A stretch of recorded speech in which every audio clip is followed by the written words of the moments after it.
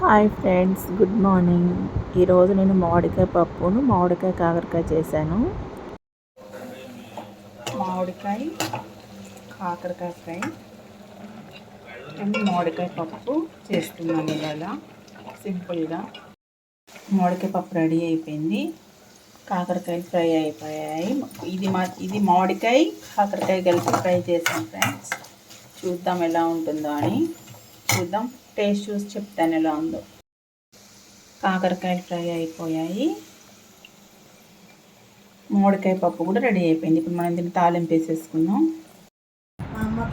మామిడికాయ మామిడికాయ ఫ్రై, మామిడికాయ పప్పు.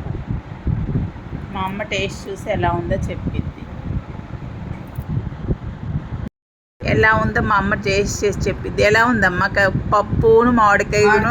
బాగుంది. కాకరకాయ ఫ్రై బాగానే ఉంది.